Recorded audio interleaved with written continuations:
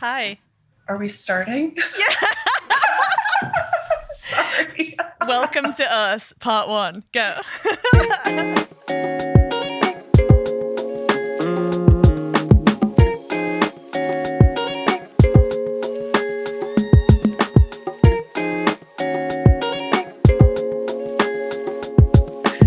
Hi, I'm Jen, an art therapist in Canada, and I'm the founder of Belly Eye Art Therapy. Hi, I'm Catherine. I'm also an art therapist based in the UK, and I'm the founder of Collage. And we want to welcome you to our podcast, Our Art Therapy Life. Woo! Woo! Oh my gosh, this feels so surreal that we're finally doing this. I mean, we've been talking about this for so long. Can we just acknowledge this happening? Yeah.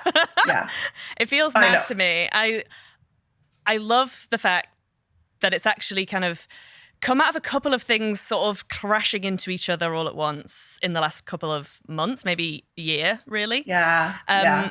Maybe, because they're like introducing ourselves in the podcast, maybe we could start with thinking a bit about, the journey up to this and what we hope the podcast is going to be. I feel like... I think so. I think that's a really good starting point for our first episode. I feel like you're just going to be able to articulate this really well. No pressure. So, oh my gosh, our story starts 5 years ago, but let's not go back that far just yet. Cause I mean, we'll get lost down the rabbit hole talking about that. Totally. But I mean, so we had this idea to start this podcast because one, there's not a lot of art therapy podcasts out there. I mean, there's a few and they're amazing, but I mean, let's be honest, we want to be better.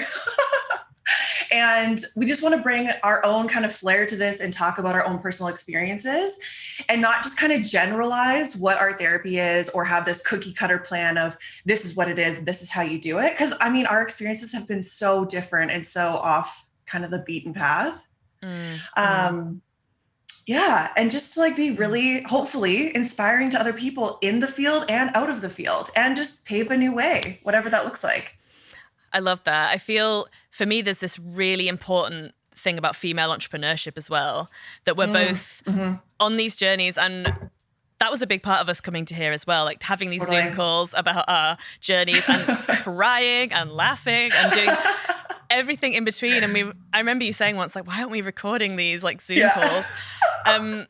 Because I think starting out in a business, when you leave art school and art therapy school or whatever, they don't have time to teach you this, and you don't get the skills to become a businesswoman or a businessman or business person. And I think we've just noticed all the things that we've learned and bumped into and fallen over along the way so far for our kind of entrepreneurial lives. So I think there's this kind of double narrative coming along for us, having female entrepreneurship and what that means to us, how it's going, how we can talk through our process a bit with some of the hot topics like imposter syndrome and carving out your own space and feeling inadequate and all of those things that we've experienced in real time as we're still kind of going through them, Yeah. And I think giving permission to be messy. Yeah. That it's not this perfect journey. I mean, we even talked about this too when we were joking that we should be recording our individual Zoom sessions. We were so messy. There's days I'd roll out of bed and still have makeup running down my face and be like, but this is us. This is what it can be. And it's okay to talk about it. Exactly. We don't have to be so perfect because we are art therapists, Totally. And I think it's interesting that I said art therapist at the beginning because a big part of my journey is being an artist and an art therapist. And the dialogue between those spaces that's really confusing and really awesome and really everything. And I think hopefully as we kind of go through the episodes and have different themes and topics, we can think about our experiences related to it, but also just what it's like to be a creative. Because being an art therapist is kind of one, I think that's why we've called it Our Art Therapy Life, because it's so much more than a profession to us. Totally. It's this existence, isn't it? So I loved the idea. It was actually your idea, so we'll give you credit for this. Thanks. Of the episodes being a space where we kind of bring a topic, we talk and unpack it, but we also, in the same way you would in an art therapy session, you have space for the art as well. So we're going to be kind of bringing art, reflective art into the space. And I love that. So it gives people a bit of a flavor of kind of the role of art in our lives too. And that was such a good idea. I love that we're going to be doing that.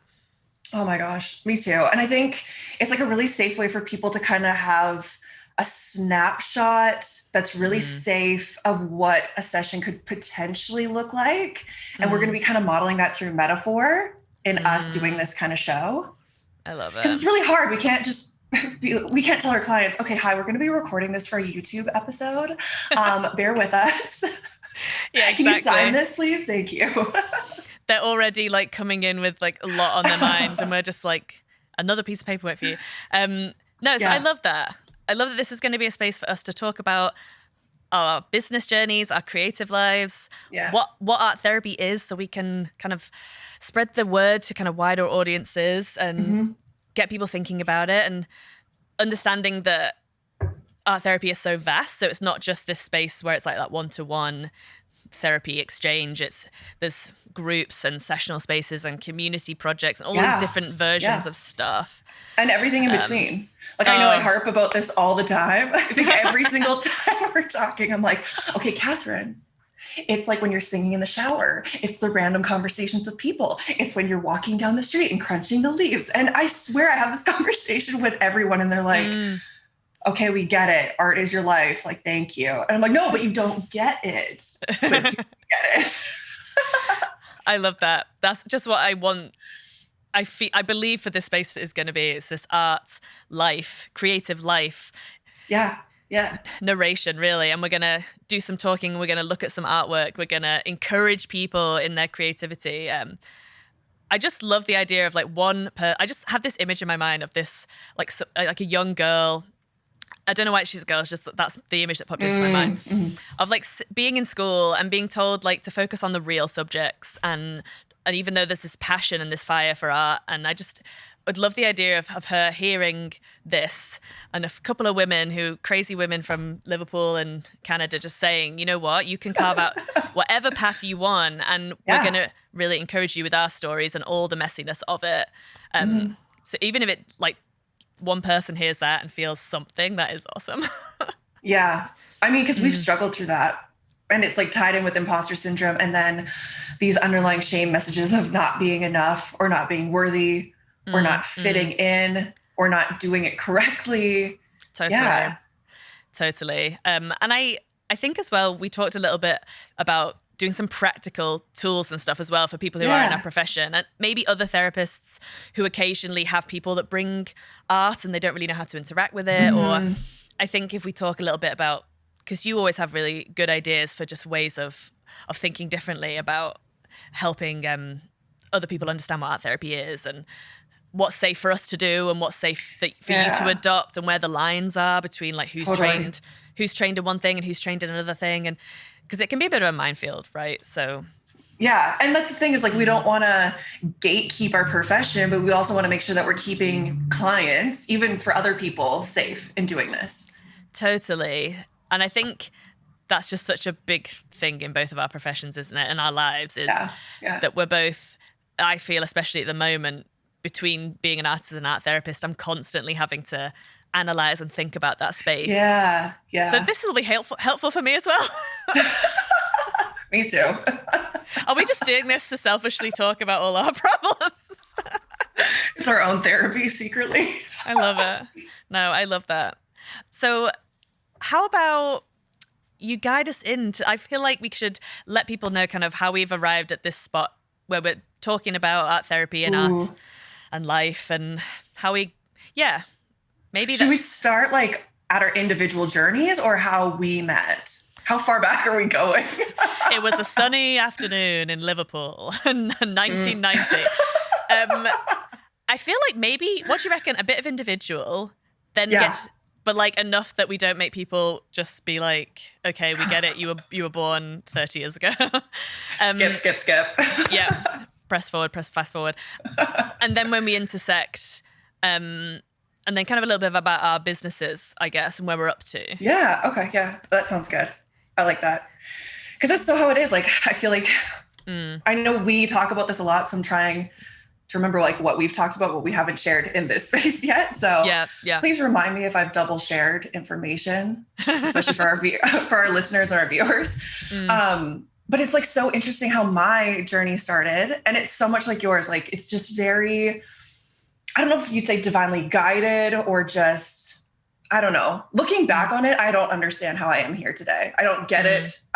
All the signs are not pointing towards this road, but here we are. I actually wanted to be a teacher. Like, my entire life, I was convinced I was being a teacher. Like, I even went to school to become a teacher. And it was in my second last semester of my undergrad before I like transitioned into the ed program. Yeah. And I had even been a teacher for a semester. Wow. I taught grade 6 and I was like, this is amazing. But then I was failing in so many of my English courses. And the program director was like, what are you doing? You're not going to get into this program with these grades. Like, we got to fix this somewhere. And so I took an art therapy class and I had no idea what it was. I just knew it was art. And I was like, I'm good at art. It's like a GPA booster class. Perfect. Yeah. Took it. Oh my God. The first day I was there, I was like, there's no way that this is a real profession. This is like everything I've ever wanted in one place. And by the end of that summer semester, my whole life had done a 180. I broke up with a person I'd been dating and living with for 4 years. I was like, nope, no longer being a teacher. And I applied to grad school. And the kicker was the grad school wasn't in Canada. So I applied to grad school in the States and got in. And it was insane. It was insane how it just kind of ended up that way. Yep. And then I still took like a 2-year detour and went traveling and came back and then decided to go to grad school. Typical Jenn fashion.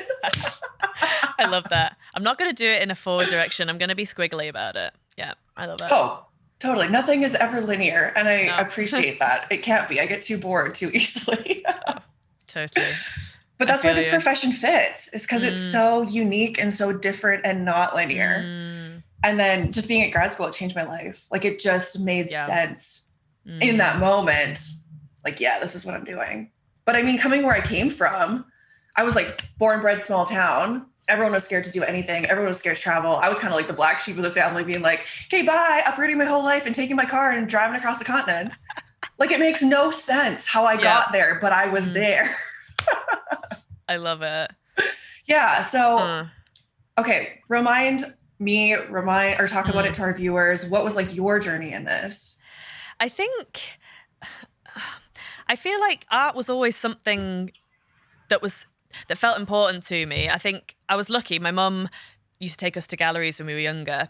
And she used to say, actually, my siblings, who are gorgeous, they were younger than me and they used to run around, you know, the ropes that are in front of all the like precious paintings. They used to stand inside the ropes and run around.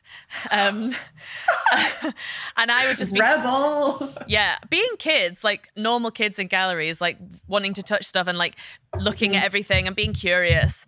And I would just sit there and just like look at paintings and just sit down.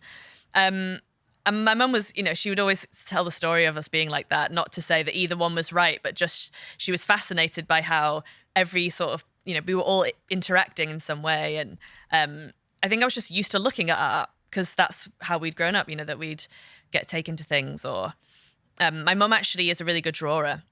So I used to kind of copy her style at first because I would just try it out. She's really, really good at drawing. She never really admits that, but she is. And from that point, I just always was kind of interested and did it through school and had some really good teachers, which makes a difference. And then when I finished art university, did my undergrad, trying to be an artist, I was like, this isn't for me. I love creating, but making to pay the bills isn't feeling right. Something's not aligned here. And I was just scrolling through, what even? I was looking through online, tons of master's programs because I was like, I don't know what to do with my life. I'm on a graduate scheme for retail to pay my rent, and I'm absolutely miserable. I'm not meant to be a retail person. Right. I have like some fairly decent leadership skills. So people said to me, like, go and be a manager, and it was horrific. Like, just because you've got a loud voice and you're good at timetables does not mean you can be a manager. I learned that the hard way. And so I was just like looking through all these master's programs and I saw art therapy and I thought, hang on a minute, loving people, loving art in one space. Similarly to you, like you just see something and you're like, this is real? Okay, I am going to hardcore jump on this, read everything I can about it and figure out if it's possible for me.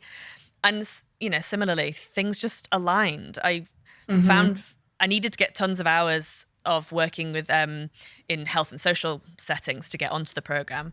And I just saw a job and I took it before I could get in trouble with anyone, because I remember the day I told my dad I was taking an 11 grand pay cut from the graduate scheme to go and be a support worker. And he was just like, because it had already been done, no one could do anything. So I just thought, and he just looked at me as if to be like, are you for real? But also kind of in a weird way, I think he was proud that I was just doing what I wanted or what felt right, you know? Yeah. So I just went for it and got on the program after doing these hours, loved working in that environment and being with people. And from that job, got another job in prison services and did the program and realized that some version of bringing art into spaces where it's not or where it's needed was how I needed to live my life.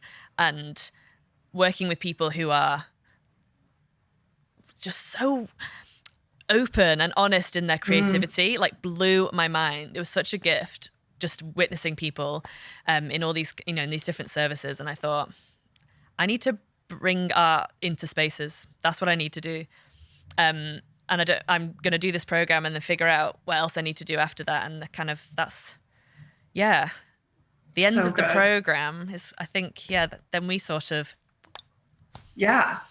Okay. There's two things I wanted to talk about that like came up for me as you were sharing.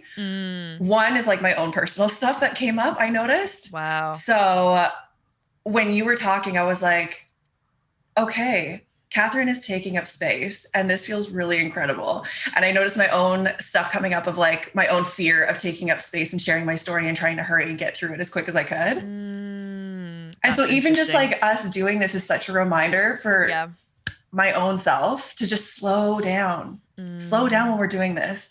And so thank you. I really appreciate that. And I feel like this is so going to be my own process. Like this is my own process inside my head. And so everyone's going to be listening to inside my head most of the time during this podcast.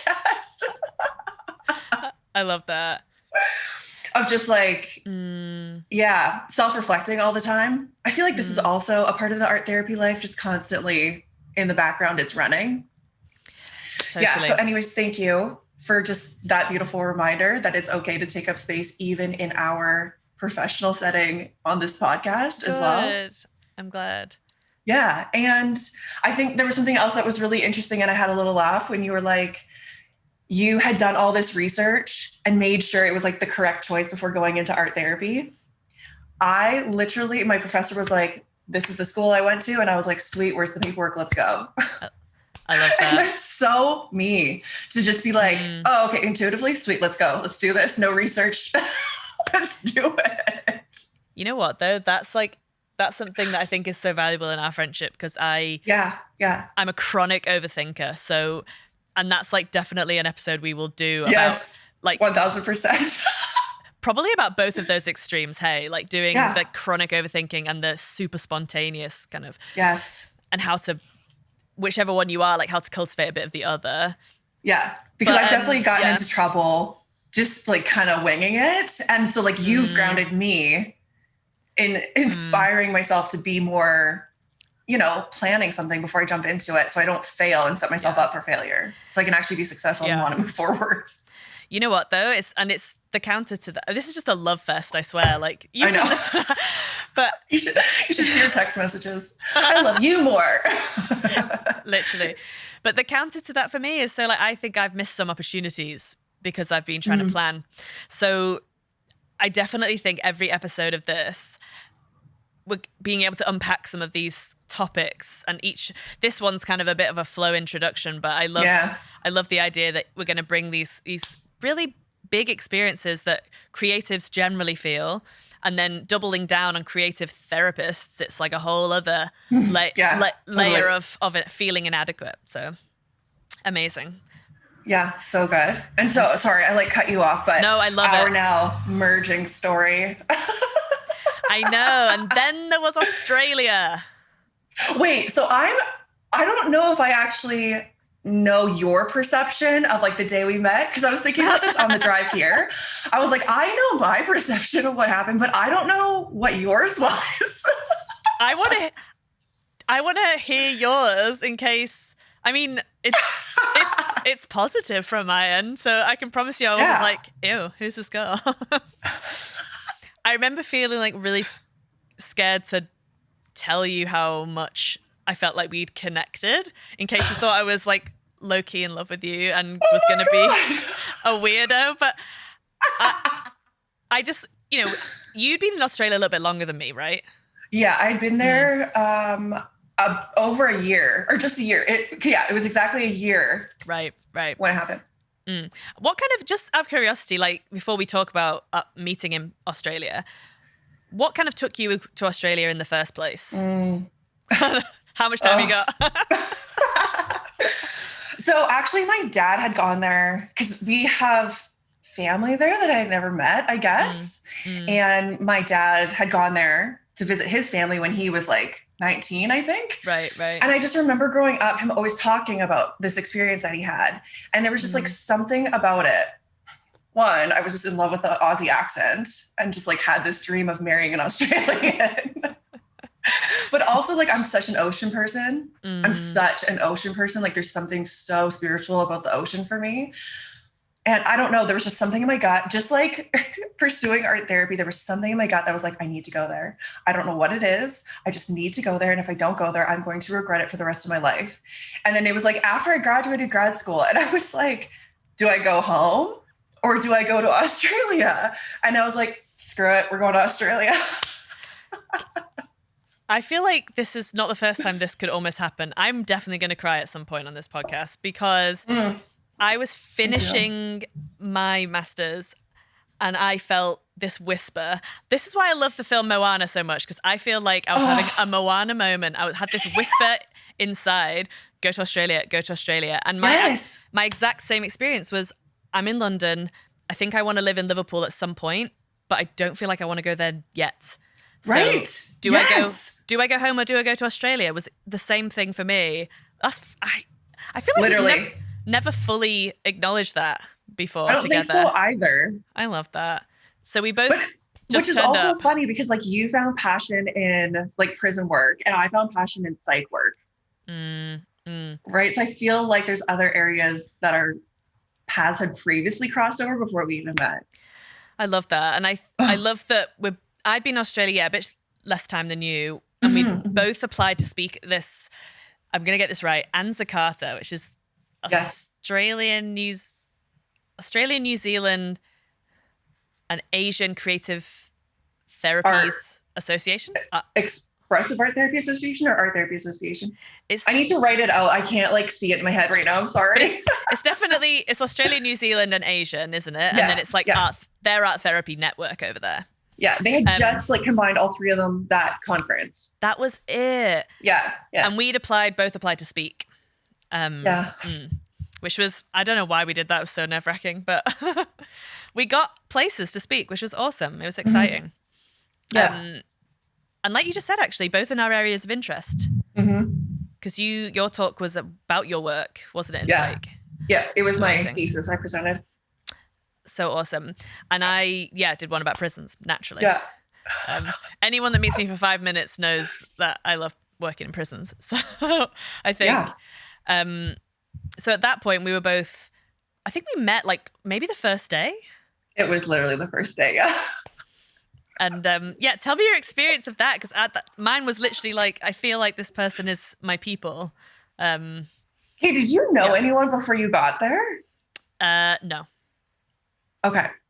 So I had met people at the Melbourne conference. Right. Okay. But I had no idea that they were going to be at the Perth one until I showed up at my room at the university and they were my roommates. Oh, classic. Love that. Okay. The universe looked after you. Oh my gosh. Amazing. And I hope we can bring Di onto the show so she can give her experience with all three of us. Oh yeah. We met some super good art therapists out there. They're amazing. It was so good. But so anyways, sorry, I digress. I I just remember sitting down at that cafe. Like I have so much social anxiety and I get really awkward and nervous. And I'm like, okay, be cool and make friends, Jennifer. You got this. Don't be weird. I tell myself that all the time. Don't be weird. And then I remember you sat down and like, I just thought you knew everyone because you were so confident. And then you said something that was so sarcastic in your English accent. And I was like, oh my God, she needs to be my best friend.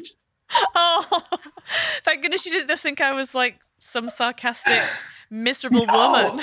No. I love dry English humor. Like it's my bread and butter. It's my favorite. So as soon as you spoke, I was like, we're going to be best friends. Yeah. And I had been traveling with these English boys for the last like 6 months before I came to the conference. Nice. So I was right at home. That's so good. Because I think I'd met one of the like big name people at the university, Sheridan Linnell. Oh, yeah. I'd met her. She was very kindly met with me because one of my tutors at home used to teach in Australia. They were all connected. Right. Okay. Yeah. Yeah. So I'd met her, but that was it. And obviously I wasn't going to just hang out with her the whole conference because she was the celebrity there. So I said hi and then she was busy, obviously. So I think I just went with the northern vibe of walk into a room like you're supposed to be there, even though inside you're having like multiple anxiety attacks on top of each other. It's like a phrase in our family. It's like to present well, which basically means like, you're a duck on the top and then, gliding across the water and your feet are like, and that was my approach. And I'm glad that, I'm just glad we ended up sitting next to each other and getting to know each other over those few days. And then I feel like... you definitely saved me for my talk because something wasn't working and you let me borrow, I think, your USB. Oh, I've got my uses. Yeah, something had happened and like my whole presentation wasn't working or something, like wouldn't plug in. And so you let me borrow something and it saved me, actually. Phew, I didn't even remember that. Nice. Yeah. Yeah. I mean, so thank you. I feel like we can say this in our podcast because it's like a therapy catchphrase, but I feel I'm conscious of the time. We're allowed to say that because that's what I do when I'm with a client. I'm like, we need to wrap it up. Because I feel like just give us like the overview before we kind of maybe head into some artwork of kind of, we've spoken at the conference, the rest of your time in Australia, and a bit about Belly Eye, I guess. Like, from then to now, if you can do that in a couple of minutes, I'd love for people to understand that part of your story because I think it's really gorgeous. Yeah. Okay. So I think there's another important piece in there is that we met up again when I did that road trip on the East Coast and I came to Sydney. Yes. Okay. Yeah. And we were sitting on your couch actively planning workshops that we were going to do from the UK to Canada and how we were going to collaborate then. Yeah, that's so true. Yeah. We had no idea we were going to end up doing something like this. I know. That was like one of the big seeds that were like planted. But I have the photo of us when we first met, so we'll post it and so everyone can see it because it's so cute. It's cute, but I also look horrific. And I feel like my fashion game has just leveled up in the past 18 months. So I apologize for that dress choice. I think we were also like day 3 of conference, living exhausted out of a dorm room. Like, it's fine. It was all good. Yeah. So I did that road trip and I came up to see you again. And it was amazing. Like, we had so many ideas and it was so exciting. And then I was kind of working on and off at a dairy farm. So funny. Just like, again, the non-linear life of Jennifer. And I was like milking some cows one morning. I was like, I need to start a project because that's like what I do too. I never have enough on my plate. So let's just add another project. It's just like going to the carvery and you're like, do you want some more Yorkshire puddings? Yes, I do. Pile them on. Yeah, exactly. They'll make me sick, but I'm going to do it. It's fine. It's that dog meme where it's like everything's burning and he's like, it's fine. It's fine. Totally. Yeah. So I don't know. Well, actually I met up with an art therapist there in this super, super small town, which is so random. And so her and I started running art therapy pro bono groups for moms and then like their kids. So we had two separate groups. And that's when I was like, I have to start this initiative. And so it started as like a project because I didn't want to commit. Again, it's that fear of failure, imposter syndrome. Totally. I didn't want to commit to like a company because I didn't think I was good enough. And so I just wanted to start spreading the word of art therapy. That sounds really awful. No, it sounds amazing. Really preachy, but it's pioneering, babe. Just I'm going to own it for you. Going around to people's doors and like knocking on it and like, hi, have you heard of art therapy? Canvassing. Amazing. But I just knew like everywhere I traveled, like when I talked about it, I'm sure you've had very similar experiences too, when you're like, I'm an art therapist and they're like, cute. What is that? Yeah. That face. We all know that face of like, yeah. It's like processing and they're like scanning the Rolodex to see like what's in the file that they can pull on to reference to talk to you. And there's nothing there. No. So that was the biggest thing is like, we know this field works. We know this stuff works. We know how beautiful it is. But if people don't even know it's an available resource, how can they access it? And so I just started Belly Eye Art Therapy to start talking about this, to get every single corner of the world to know what it is. And it's unfolded in so many beautiful ways. And like the name came from a professor of mine from grad school who always said it was about like trusting the process. So like trust your belly eye. It was perfect. So I just had to have my roots in there. And then it keeps evolving. I mean, I just released an art therapy video and a campaign, #ArtTherapyIs, to connect to art therapists all over the world so they can show themselves where they're at so we can have a bigger network. And there was people from India, there was people from Asia, Pakistan, New Zealand, Iceland. Yeah, I just connected with art therapists literally all over the world. Like it was so cool. That's so amazing. So, but let's talk about your experience too. I feel like I'm hogging all the time here. I also want to make sure that you're sharing your story. I feel like you always worry about that when you don't need to worry about that.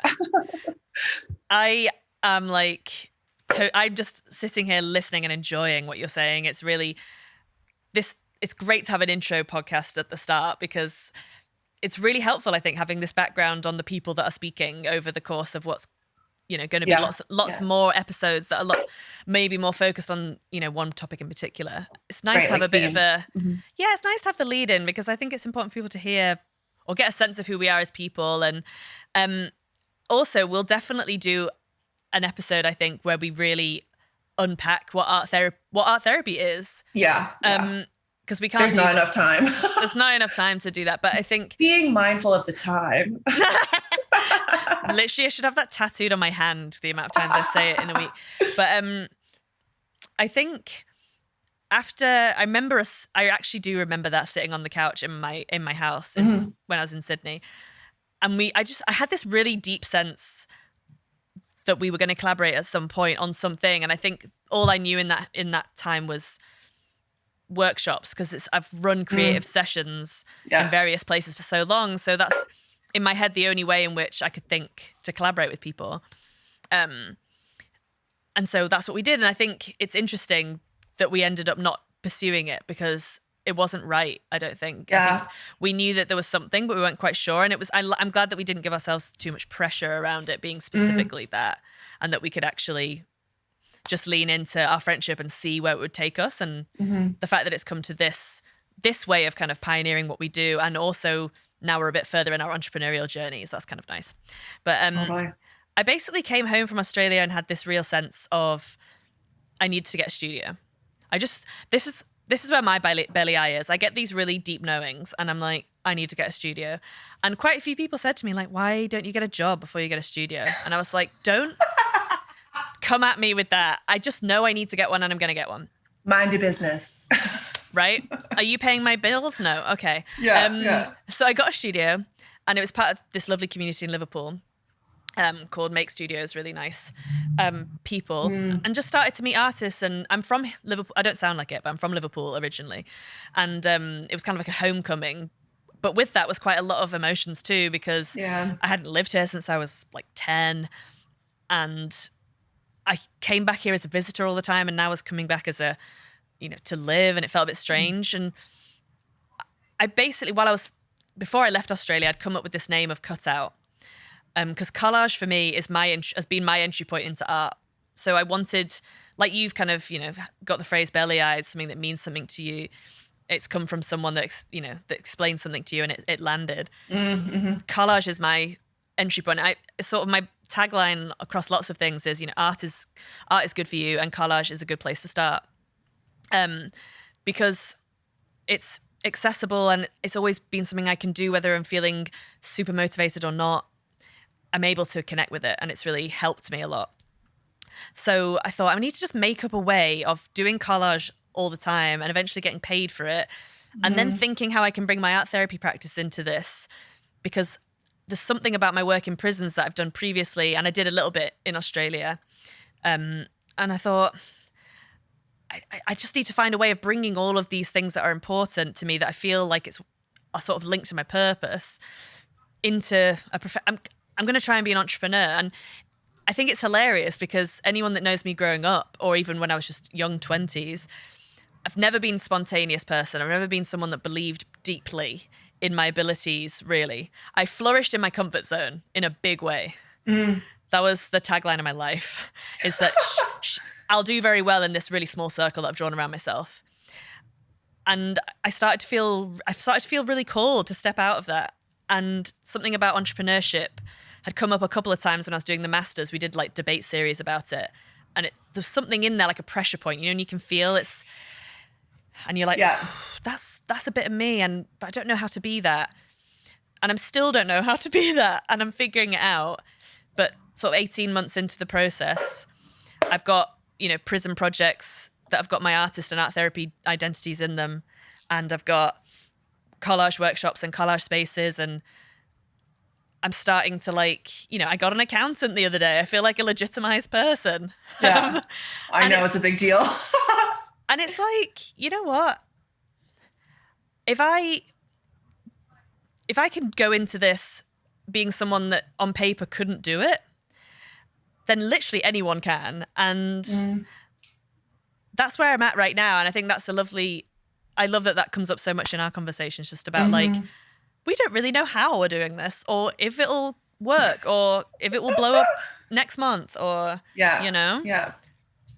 And I appreciate that it's good to surround us. One piece of advice, anyone, to surround yourself with people that will just acknowledge your journey as opposed to trying to guide it.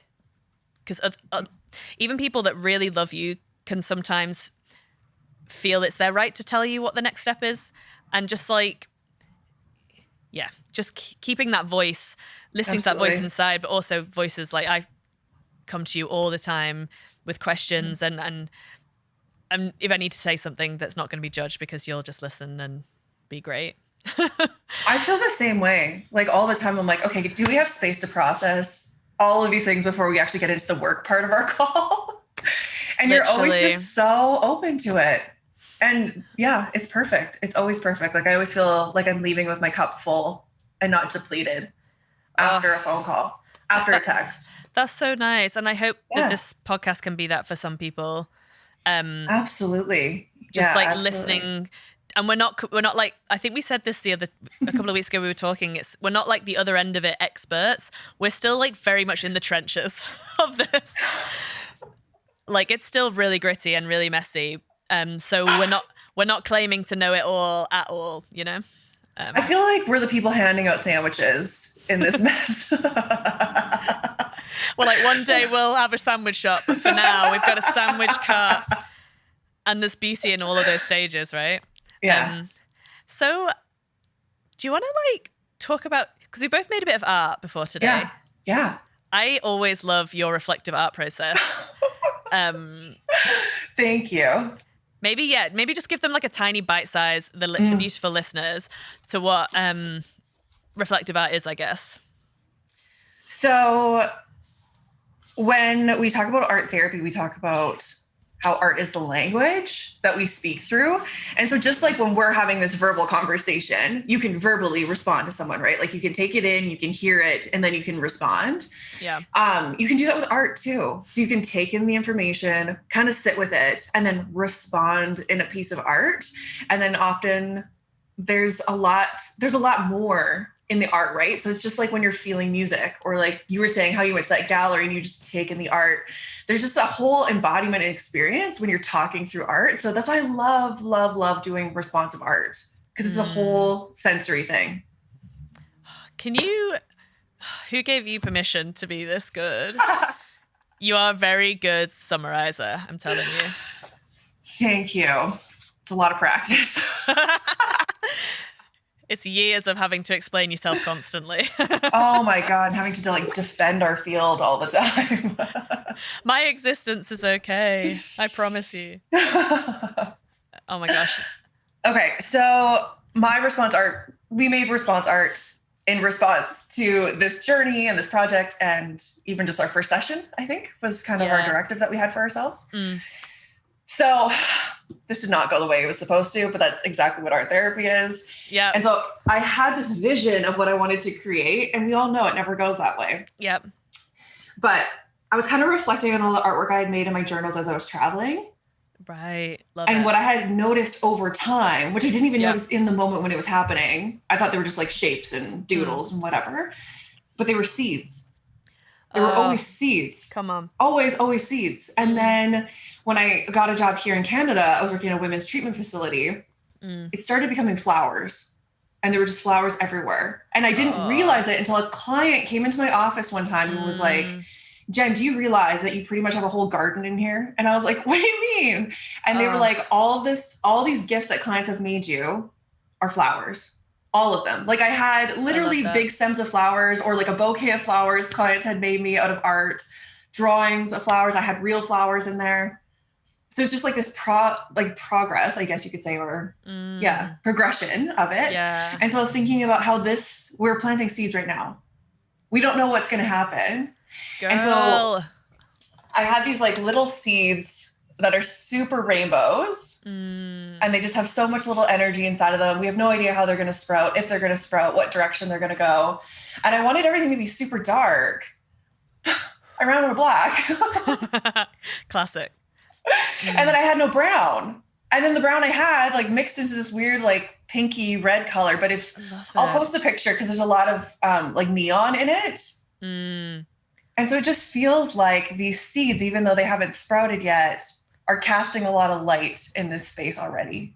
Oh. And it just feels like this project. I love that. Yeah. And so people, if you're not watching this on YouTube, hopefully that was a good visual picture I created with words. You can always look at our pictures after. We're going to post them as well. Yeah, exactly. We'll put some descriptions in as well. Yeah, I think. Yeah, so. That's great.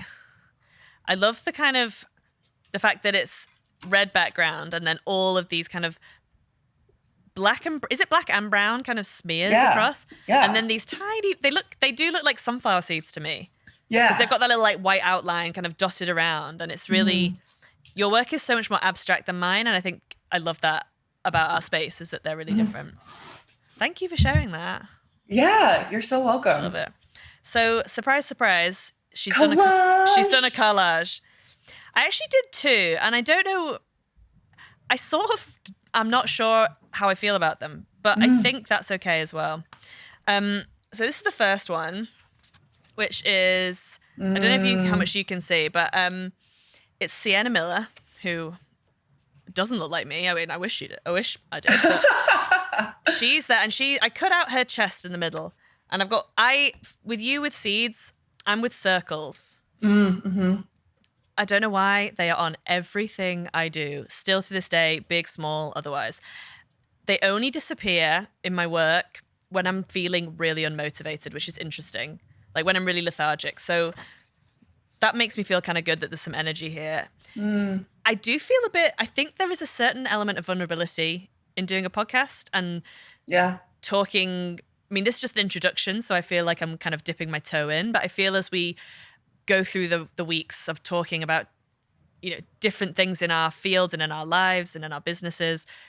Yeah, there's something about being an entrepreneur generally that's kind of vulnerable. And I feel that all of these kind of circles, which I guess represent kind of pieces of me, I feel like coming from that heart space, the way that they're sort of escaping or being released, I think that's why the picture sort of makes me feel a couple of ways, because it's this idea that I said right at the beginning about kind of presenting well. I think sometimes I might present a bit too well. And instead of like being kind of more open about the ups and downs and the challenge and the, you know, the triumph, because I have a big personality and I'm very loud and, you know, bouncy, but there are, you know, there's parts of that are, you know, balanced with other ways of being. And I think, yeah, I'm just aware of the vulnerability of this process, but I think I keep listening to Brene Brown telling me that it's okay to be vulnerable, and then I feel better. Queen Brene, honestly. Oh, actually, I feel like we will know that we've made it when we can have Brene Brown on our show. I will literally die in her presence. That's the only problem. I'll be dead. I'll be like, Jacob, clean up on aisle 1. She's on the floor. And the final one I made is another couple of circles, and these are a bit more kind of brutal. I'm interested in these. They're kind of being speared. But the thing is, it's not to worry, people, is they've kind of, the background is some trees, and the knives are sitting over where some of the branches are. And I actually think it represents, for me, it feels like new structures being built in places where they weren't before. Something about that feels kind of, yeah, there's something kind of, I like thinking about your image and mine, or how they're sort of, there's something about the precision of where I've placed things meant a lot to me when I was making this. And when I was looking at yours, there was a sense of like, oh, I wish I could be that free. And I'm fascinated by it. I think that's a big part of our journey, is kind of looking at that in the other. Yeah. Can I offer something? Oh, please do. Okay, I don't know if it's possible. Oh, I guess like my screen is behind you. Is what I was thinking when you were talking, and how I know, like, we've talked about this a lot too. Like, I wish I was more like you and you wish you were more like me, kind of like in these parts like that. Totally. But it's almost like our images complement each other. Like if you put yours above mine, the trees, and these are the seeds. Yeah, we can get these put on the screen at the same time. So that'll be fine. Yeah, I think these two especially speak to each other, hey? Yeah, and it's like, I just picture your image above mine because it's the trees and these are the seeds. I feel like, and I feel like that's how we work together, is that without my piece, you couldn't be your piece. And without your piece, I couldn't be my piece. Oh, wow. Are you trying to I'm trying not to cry. I've got a lot of mascara on right now. And it's not waterproof. Me too. I put makeup on for this. But I feel like I love that. That's why this works so well, is because they just complement each other without needing to be anything different. Totally. And I think if I didn't explain it well, there's trees in the background and two really long knives in the foreground with plates that are speared. And Jenn's is this beautiful, the brown, they really do symbolize trees to me, those brown lines that you have in yours. Oh, thank you for your reflections. I like the way you think about things. I think there was just one thing I wanted to offer that I think is in a book, of course, called Art Therapy with Offenders. Ooh, okay. And there's one that's a good idea. I like that. There's one sentence in it that I thought was something that kind of felt right.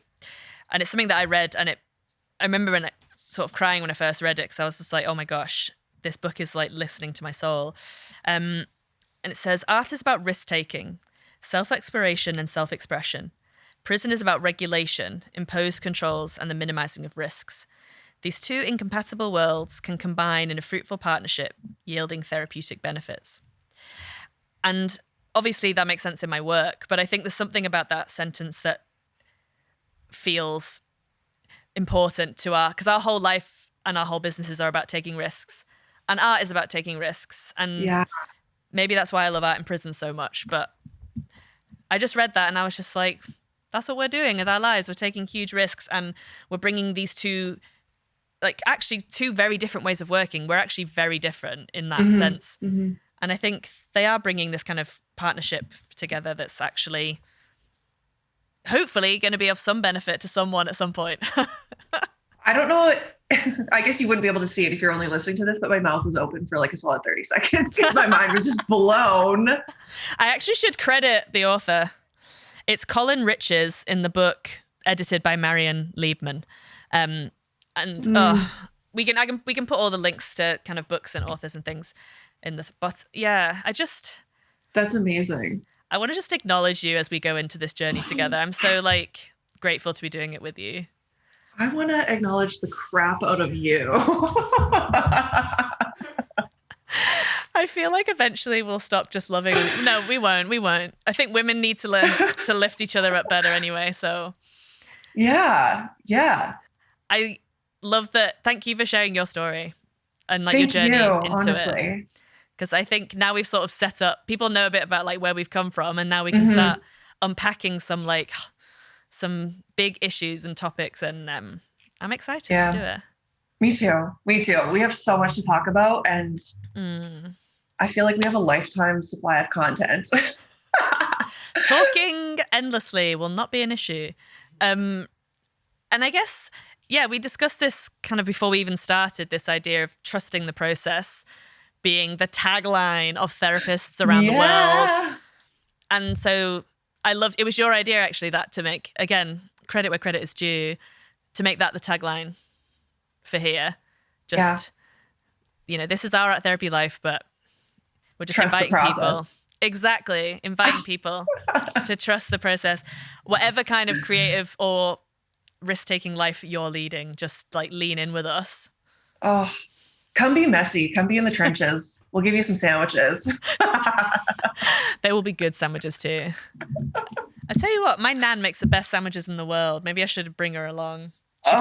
She puts butter on, like salted butter, like that thick. Oh my God. That's the kind of sandwiches we're talking about. Art therapy. That's the, where have we gone with this? Salted butter. I'm hungry. But yeah, thank you. Yeah, thank you, Jen, for doing this with me. I'm excited. Oh my gosh. Thank you. Honestly, we couldn't have done this without you, I feel. And thank you to everyone that's going to listen to us. Yeah. Honestly, reach out to us. If you have questions, comments, concerns, whatever it is, let us know. I already have a few people that have been texting me like things and topics that they want us to think about and talk about. Anyone that feels that they have something in mind in terms of creative life, therapy life, entrepreneurial life, any of those lanes, just get in touch, because we'll unpack it, and we'll bring some more kind of some of our theorists and practitioners that we like, so we can give you kind of a bit of, not just our stories, also kind of some content around theory and places to read up on stuff, which might be helpful. So yeah, perfect. And we also have a Patreon account set up with some goodies there. And if you feel like supporting us and our show, you can head over there. Link is in the bio. Totally. And yeah, you're so welcome here, regardless of whether you support or not. It's just there if people feel that they want to they feel able to support the show. That would be amazing. I mean, if you want to send in art too, amazing. Wait, I didn't even think of that. Yes. People send in your responses to our pod. Like, if you hear something and it makes you want to, stirs you up to make something and you want to share it with us, and you can tell us if you want us to share it or not, because we can just keep it between us two. But, that's a good idea, Jen. Yeah. Partnership goals. So excited. I love this. I feel like this is going to be like a proud mom moment. I'm just going to have all of our listeners' art like on my fridge. Don't even. That's the dream. People send me collages and I just cry on the regs. Thank you. Thank you so much. I guess that's it. I guess so. Trust the process. Trust the process. I'll see you next time. Bye. Bye.